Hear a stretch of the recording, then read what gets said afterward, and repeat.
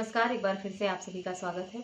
इस वीडियो में मैं बेटियों की प्रॉपर्टी में राइट को लेकर डिटेल में जानकारी साझा करूंगी। माता पिता की जो संपत्ति है उसमें बेटों की तरह बेटियों को भी जन्म से ही संपत्ति में बराबर के हिस्से का हक अधिकार मिल जाता है, लेकिन यह कानून सभी धर्मों पर समान रूप से लागू नहीं होता है। संपत्ति में जो हक अधिकार एवं हिस्से का बंटवारा है वो अलग अलग धर्मों में अलग अलग कानून के हिसाब से होता है। इस वीडियो में जानेंगे हिंदू, मुस्लिम और क्रिश्चियन धर्म की जो बेटियां हैं उन्हें अपने माता पिता की संपत्ति में वो भी उत्तराधिकार अधिनियम के अंतर्गत किस हिसाब से संपत्ति में बेटियों को हिस्सा दिया जाता है। तो पूरी जानकारी के लिए इस वीडियो को अंत तक जरूर देखें। अगर मेरे चैनल पर नए हैं या अब तक मेरे चैनल को सब्सक्राइब नहीं किया है तो प्लीज सब्सक्राइब करके बेल आइकन को जरूर प्रेस करें ताकि इस तरह की और भी इंफॉर्मेटिव वीडियोस आपको मिलती रहें। हिंदू उत्तराधिकार अधिनियम जो है हिंदू, जैन, सिख और बौद्ध लोगों पर लागू होता है।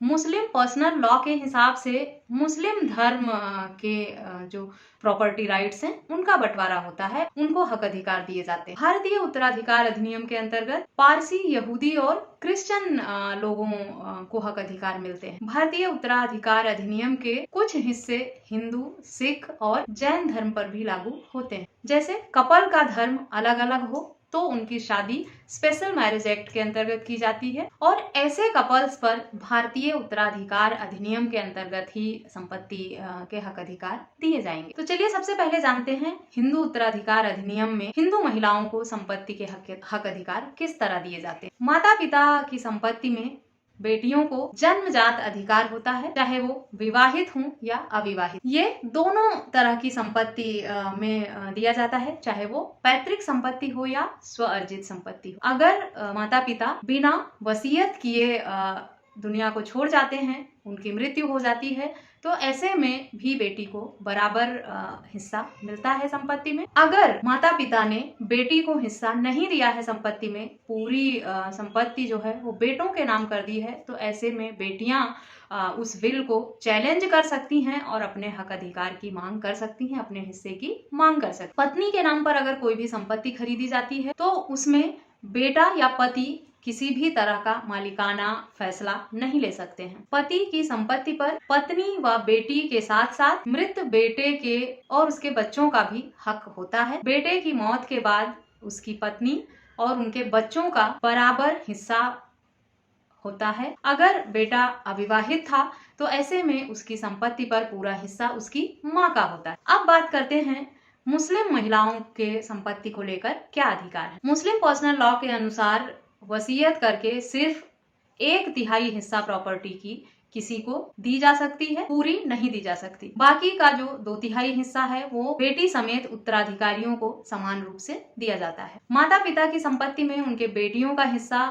भाइयों से आधा होता है। पति की संपत्ति में पत्नी की हिस्सेदारी मानी जाती है। अगर किसी व्यक्ति की सिर्फ बेटियां हैं तो उस संपत्ति में उसके चाचा का भी हिस्सेदारी होता है। मृत बेटे के अगर बच्चे ना हों तो उसकी संपत्ति पर उसके माँ का 1/3 हिस्सा ही होता है। अगर मृत बेटे के बच्चे हैं तब उसकी माँ को संपत्ति में 1/6 हिस्सा ही मिलता है। पर्सनल लॉ कृषि भूमि में महिलाओं को किसी भी तरह के हिस्सेदारी नहीं देता है। अब बात करते हैं क्रिश्चियन महिलाओं के संपत्ति को लेकर क्या हक अधिकार है। बेटियों को भी माता पिता की संपत्ति में बेटों के बराबर हिस्सा मिलता है। अगर बच्चे हैं तो मृत पति की संपत्ति में महिला को 1/3 हिस्सा ही मिलेगा। बच्चे नहीं हैं लेकिन उत्तराधिकारी हैं तो महिला को आधी संपत्ति ही मिलेगी। बच्चे, पति के भाई या कोई अन्य उत्तराधिकारी ना होने पर पूरी प्रॉपर्टी महिला को मिल जाती। तो इस तरह से संपत्ति का विभाजन जो है वो हिंदू, मुस्लिम, जैन, सिख और ईसाई धर्म में महिलाओं को हक अधिकार संपत्ति में दिया जाता है। आशा करती हूँ ये जानकारी आपके लिए यूजफुल होगी। कुछ व्यूअर्स के सवाल थे कि क्या अलग अलग धर्म के हिसाब से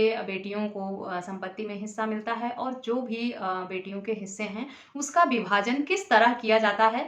आप लोगों के इसी सवाल पर ये वीडियो आधारित है। आशा करती हूँ संपत्ति के विभाजन को लेकर महिलाओं के हक अधिकार का जो सवाल लोगों के मन में था वो इस वीडियो को देखने के बाद क्लियर हो गया होगा। उसके बाद भी अगर आपके मन में इस तरह के सवाल हैं कि एक महिला को संपत्ति में किस तरह से हिस्सा मिलता है, शादीशुदा के हक अधिकार क्या हैं, मैरिड के और अनमैरिड के हक अधिकार क्या हैं, अगर अलग अलग धर्म से हैं तो उन्हें अपने फादर मदर की संपत्ति में किस तरह से हिस्सा मिलता है, इस सब टॉपिक को मैंने इस वीडियो के माध्यम से वैसे कवर करने की कोशिश की है। फिर भी अगर वीडियो को सुनने के बाद अगर आपके कुछ और सवाल हैं तो मुझे ईमेल, व्हाट्सएप या कमेंट करके पूछ सकते हैं। मुझसे संपर्क के सभी माध्यम आपको डिस्क्रिप्शन में मिल जाएंगे। इस वीडियो का जो सोर्स है उसका लिंक भी मैं वीडियो के डिस्क्रिप्शन बॉक्स में दे दूंगी। इस वीडियो में बस इतना ही, मिलते हैं नेक्स्ट वीडियो में, तब तक के लिए थैंक यू एंड